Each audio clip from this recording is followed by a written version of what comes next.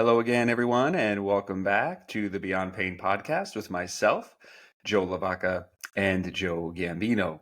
In today's episode, Joe and I dive into the very complicated and often misunderstood world of anterior or patellofemoral knee pain. If you or someone you know has struggled with this condition, you know it is not fun. So Joe and I share some assessment, treatment, and management strategies that will hopefully allow you to help yourself and even those you may know. If you like the podcast, please remember to like, comment, subscribe, and most importantly, share this episode with someone who you think it may help. Without further ado, here is episode 21 of the Beyond Pain podcast. Welcome to the Beyond Pain podcast with your host, Joe Gambino and Joe LaVacca. Join the two Joes, two physical therapists, as they discuss how to navigate the uncertainties of pain so you can move beyond it and get back to the activities you love most. This podcast is for Joe, and their guests to share their clinical thoughts and ideas based on their collective clinical experiences. Can this information be for you? Maybe, but we cannot know for sure. Therefore, it is always worth talking to your healthcare provider to make the best decisions in your care before you implement anything on this podcast. And please use common sense. Welcome back into the Beyond Pain podcast. I am your host, Joe Gambino, and I am with the lovely Joe LaVacca. You can find us on adjectives. I am. I was trying to think about something. You know, I need. We are recording these back to back. I need a couple days to recharge my adjectives. You can find us on Instagram at Joe Gambino DPT for myself and at Strength and Motion _PT for Dr. LaVacca over there. And this podcast is on YouTube, Cups of Joe _PT, and you can find it also the Beyond Pain podcast. Actually, just Beyond Pain podcast on Instagram. Great. And there is an application form in the show notes. If you do feel like working with us, please reach out. We're more than happy to have a conversation and connect. And that's it, Joe. Here we are. Back. We're here. Welcome back. We're about to talk about the knee today. Some patellofemoral stuff, some anterior knee pain stuff. I will let you start us off. Oh, well, I think I also just want to say something. If you're struggling with patellofemoral pain or anterior knee pain, I just want to start by saying I'm sorry. I realized recently, probably over the last few years, that patellofemoral pain is sort of like the low back pain of the knee. And I never really treated it like that. You know, I'm thinking like, oh, anterior knee pain, no problem. We'll just, straighten up your quads. But not a lot of people can tolerate direct quad strengthening when they have patellofemoral pain. Oh, well, we'll just do your hip strength and your clamshells, your abduction, all that other stuff. And it's like, well, yeah, sometimes there'd be a weakness there, but a lot of times these clients are already coming in and crushing clamshells and crushing hip strength and doing all the different things. So it required me to increase my knowledge base of it a little bit. And the more that I kept listening to some other podcasts for clinicians about the topic and reading a little bit more about it, it did start to seem a lot like low back pain. And I just never made that connection before. So if we're talking about patellofemoral pain, I guess let's just start with where it is, right? Anterior part of the knee. Do you see it more medial, lateral, or is just like anterior as like a global sort of approach good enough for our conversation right now? I think a global approach is actually interesting. This actually, what you just said, is interesting to me. And I was actually reading something this morning before the podcast in preparation for it. And specific low back pain and patellofemoral syndrome sound very much alike as far as, I get balloons. You're watching on YouTube. That's going to be fun. The way to make the connections. The definition that they had here when I was reading it refers to anterior knee pain usually occurring during activities with running, squatting, walking up and down stairs. So anterior pain, I think, is perfect for our conversation today. And it's a diagnosis of exclusion. So you look for everything else, and then basically if nothing else pops up, then patellofemoral syndrome is likely to be the case. You have anterior knee pain. So there's, especially because as I was going further, the diagnostic testing is absolutely terrible for it. So yes. There is nothing as far as diagnostic testing that we can say with full certainty that you would have patellofemoral syndrome, even if you have anterior knee pain. And interesting enough, the biggest correlation to patellofemoral syndrome is just painless squatting, which I found interesting. So, and that's also not enough for us to tell it's a particular diagnosis, right? Sure. Very interesting. I mean, a lot of people struggle with it. I think there's a lot of other diagnoses that it could be. So I think it's a great thing to kind of rule out those things. And then from there, it's, to me personally, right, is how can we just start to allow that area to start to load better, and how can we give it the tools? It's not just about strengthening at that point, especially if it's been something they've done in the past. So I'll be interested to hear what you think on that, if that's similar to what you've been thinking and reading, and where you are from a treatment perspective. Yeah, so I kind of typically think of like patella position, right? Not to talk about like maltracking and all that other stuff. I think that's getting into the weeds, and I don't think a lot of that stuff is kind of holding up to a lot of scrutiny, at least at the moment. So patella position, right? When I'm in a deep squat or I'm starting to squat, that knee hurts, but it doesn't hurt the whole time through the squat. There's usually like a little bit of a painful arc or a painful position. Same thing with steps. Like, it doesn't hurt the whole time up or down. It's usually at a very specific moment, and then people usually kind of clear that pain or kind of clear that hurdle.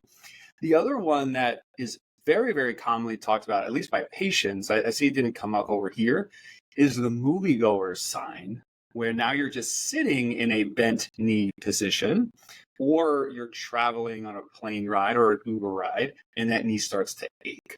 So when I hear people talk about prolonged position or specific position, I'm going to kind of jump into this idea that it's probably going to be a patellofemoral pain.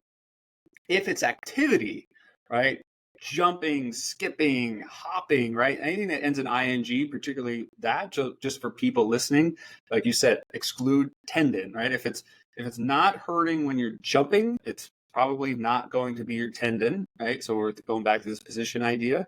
If it's not giving out on you, right, maybe we don't have to think about ligament or maybe instability. And when I was asking you before, if you noticed it or if it came up in your reading, if it was like more anterior medial, more anterior lateral, usually your joint line stuff or your meniscal stuff will be very specific. It'll be kind of pinpoint either on the medial or lateral side. So I think that's maybe helpful for some people just to sort of navigate, hey, should I load through something? Should I not? Should I go get this looked at? And then having realistic expectations going forward in care, because like you were saying, sounding very similar to low back pain syndrome, I think expectation with this rehab is really, really important, because one of the things that I highlighted this week was we are looking to manage it, not fix it. And I know that could be a somewhat difficult conversation. So when you are seeing this, because it is so common, I think 90% of runners deal with knee pain. I think it's one of the most common things that unite runners, aside from the insanity of liking to run. We talked about that this past weekend when we were together. How do you kind of go about helping people understand this idea of management versus fixing?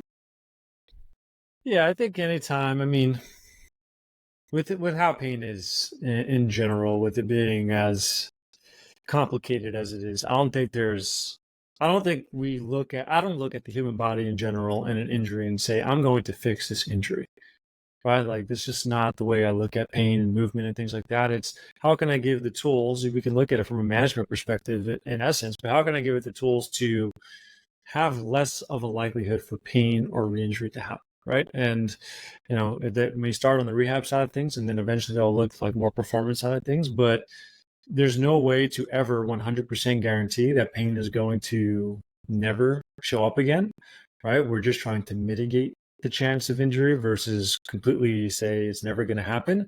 So in everything that we do, right, it's all management of our bodies. And that's kind of how I look at things in a whole. And I guess, and I think that's how my education comes off. I don't think, I'm not sitting here like, oh, well, if we do X, Y, and Z, it's going to like magically make you better, right? But it's more of having a conversation about, well, this is what's missing from a mobility perspective, this is what's missing from a strength perspective, this is what's missing from a movement perspective, this is what running or whatever your activity looks like, and this is the limit, right? Like, this is what you can do successfully, but this is what you can't do successfully. Like, there's Right. that I could run a mile fine, but a mile and a quarter causes pain. And I take all of those pieces, and now we're just trying to work on those pieces, right? Plus what the person's goals are. So it's kind of like creating a plan. Hey, I know you want to go run a full marathon in September. We have 9 months to do it. Right now you can run a mile without pain. Well, how can we start running a mile and work maybe on some running fitness components with Right. success? How can we start to build that tolerance up to running further? And then how can we reduce pain and create more strength or mobility or whatever that person wants? So that's kind of how I look at everything as a whole and creating that structure to where they need to go. Yeah, I really like that. I give, the big picture thing, because a lot of people, I think, when they come and they find me, and I had a guy recently who was so intelligent. I forgot his actual job, but it had something to do with like economic science, and his whole life was about finding answers to problems. And he came in struggling with pain, probably, God, maybe almost a year at that point, not getting better. Sharpness was almost like increasing. And he was really concerned because he'd been to PT. He'd done the hip strengthening. He'd done the quad strengthening. He went as far as getting blood work done. He changed his diet. He changed his sleep schedule. He changed his shoes. I mean, talk about a guy that did his own research and then did not stop when the answer wasn't given to him or he wasn't satisfied with his previous care. So when we came in, the first thing I said to him was, hey, man, we got to accept the fact that at least right now in the medical field, pain doesn't have an answer. So I don't think that I can give you that. So let's just be forthright. Let's be honest. I know enough about this to tell you that this is going to be a process. And maybe this is also where I'm going to probably maybe challenge my own pain rules just a little bit, because I've seen patellofemoral pain get so finicky and get so irritated with people. Initially, even though maybe the first 8 weeks we're together, I'm going to probably just tell people, work away from pain, right? Let's just completely avoid pain as much as we can with this thing. And let's try to figure out what are the things that you can tolerate. So you already brought up a whole bunch, right? Mainly with squatting and walking up and down stairs and things like that. Okay, so I'll actually encourage them. Hey, maybe when we're going upstairs, can we do like a quick, just go up with your good one, and can we do just to go down with your bad one? And I actually mimic it, like almost like you have crutches, right? Or you just had surgery on that knee. If we are training and we're talking about squatting, I'll start them on box squats. I might start them on partial range of motion, knee extension, or knee flexion type of loads. So those types of things have been kind of helpful, at least to work away from the pain.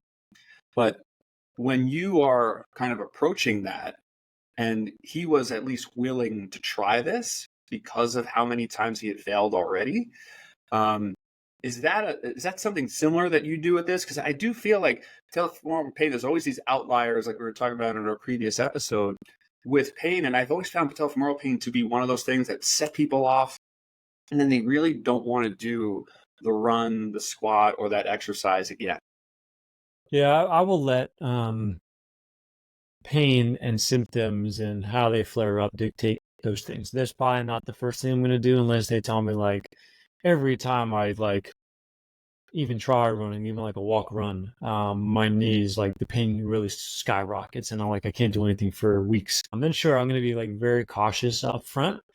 But if we're talking about, hey, this has been going on for quite a while, I haven't had any success, I'm going to get that information. Okay, hey, I can run a mile, but a mile and a quarter I can't do. I'm going to give them some freedom. I'm going to keep the things they like in, because that's, I think, part of, we talk about therapeutic alliance and being able to, like, I always think we should be giving people what they enjoy doing as much as we can, and only taking it away when absolutely necessary.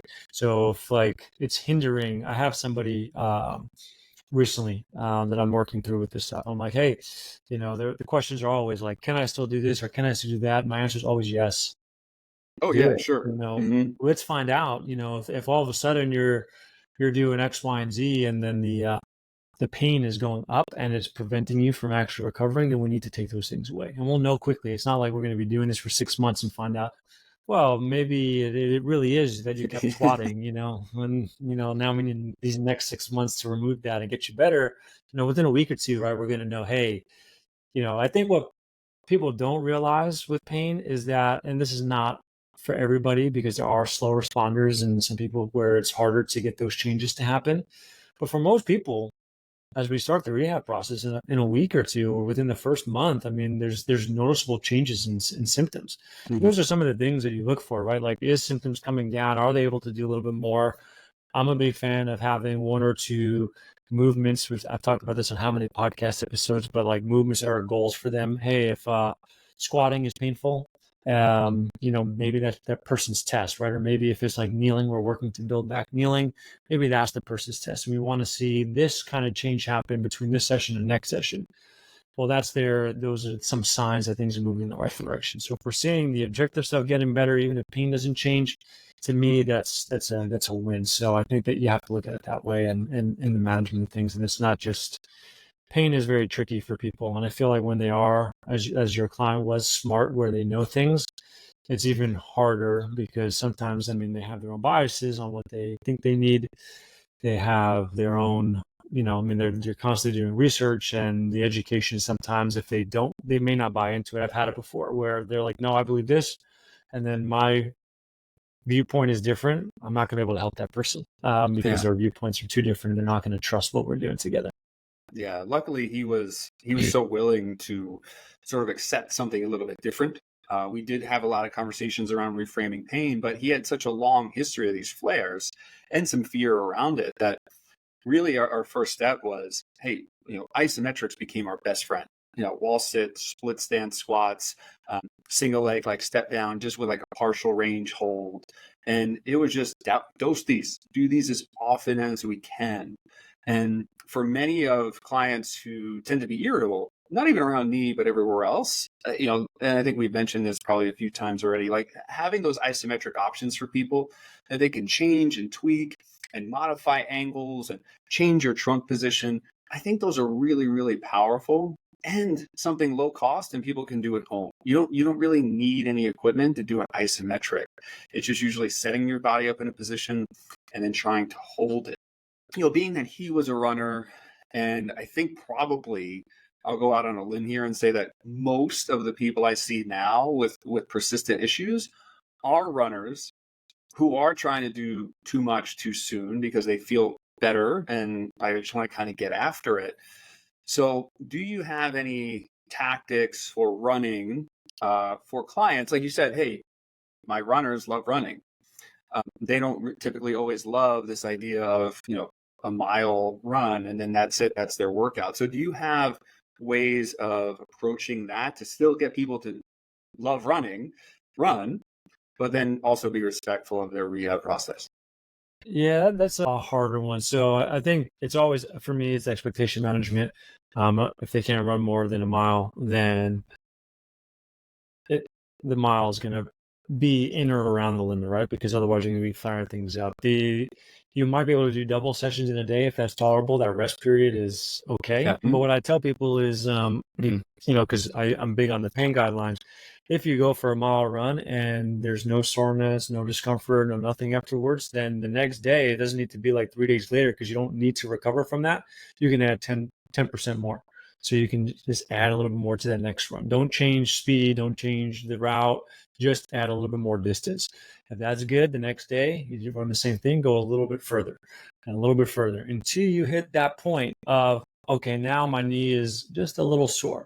Now we're going to maintain this until the soreness is gone. And then we're going to progress again. And then we're going to progress again. And then when you hit another shelf, another plateau, we're going to stay there and just let the tissues adapt. I think that is what people don't remember or think about, is like, they're just like, oh, well, this is the task. This is what I'm going to do. I can go do it. And then it's painful. And then they have to reset. Let's find those areas of struggle. And then the tissues have to adapt, right? And I tell them, like, listen, you need to realize that running right now for the mile and a quarter is not fitness for you. This is tissue training. This is an extension of rehab. Yeah, that's great. Fortunately enough for you, you can still run, but we can't go more than that right now. I know, like, and it's harder if someone has a race coming up soon, then it's the risk reward conversation comes up. We can go further, we can do our best to manage how important is this race to you to go run. Some people are very important. I need to go run this race. Okay, let's manage this. Let's do the best that we can. You're going to train minimal, just enough to get you to the race, and then we're going to run the race and have fun. And then after that, we're going to, maybe take a step back from running and things like that. So, those are all conversations to have, and the person needs to be ready to take it back, right? But I've had many times where the person comes in, they're a month out from a race and they're trying to get to that race, and you can't take away running from that person in that moment. Unless you're really confident that like 2 weeks off is not really, they can maybe do something else to keep up the energy systems. And that is really not going to, 2 weeks off maybe might be enough for them to really enjoy that race and really perform at that race. But it's hard to really have that correlation. But that's kind of how I look at it. Yeah, I love splitting up those sessions. That's a big piece of advice that I give to clients. Like, hey, if we can run a mile and then maybe walk for 5 or 10 minutes, is that enough of a recovery or refractory period for you? Where now maybe you can try another mile, or like you said, try another mile in the afternoon or that evening, right? If they're working out in the gym, I also just tell them, hey, if you're planning on being there for 45 minutes, an hour, or whatever, run your mile on the treadmill.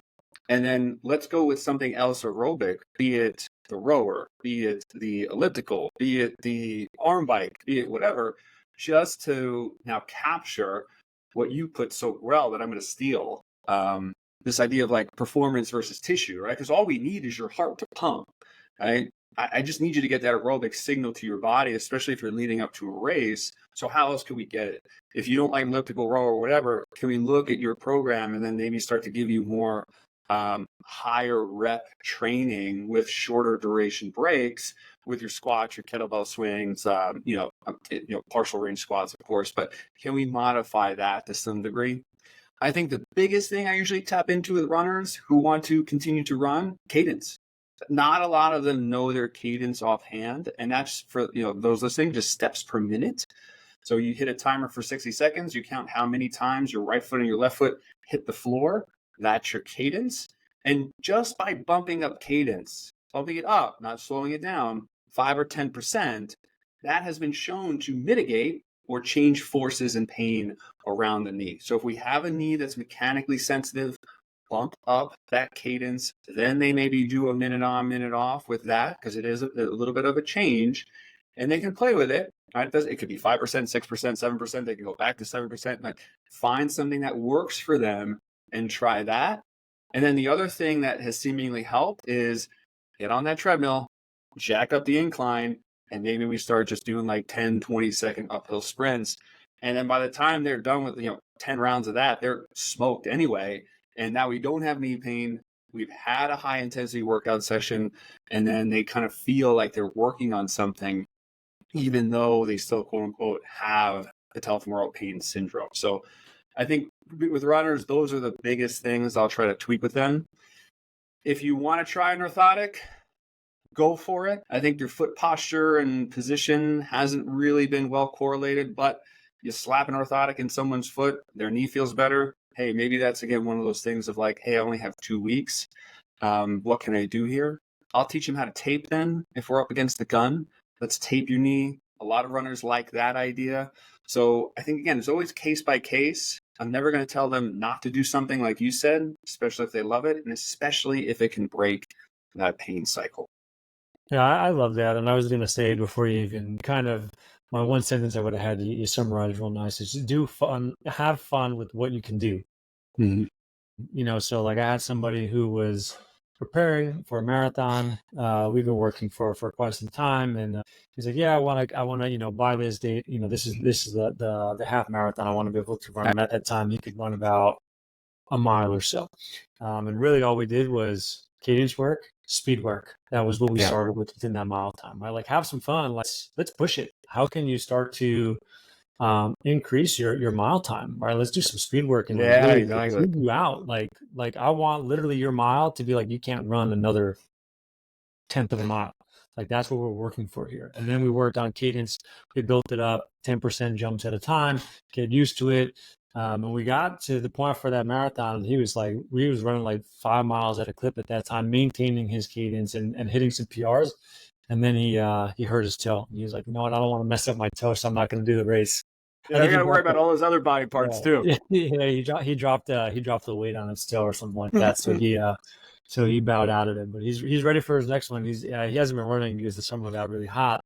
What we've been doing, finding other ways. We've been adding more HIIT stuff into his program. Like you could find other ways to get the heart rate up, have a little bit of fun. And I think that's really the point there, is right. Like what can you do with what you have, and how can you have some fun while we work towards getting you back to the things that you want to do, and whether that's running, whether it's squatting, whatever it is, right? Like that's how we need to start to approach it. Have some fun, want to do the things that you can do, and then slowly work your way back to the things that you really enjoy that maybe you have some trouble with. Absolutely. Well said. Thank you, sir. Well, Joe, love you. Listeners, we love you. And if you made it this far into the episode, extra love for you.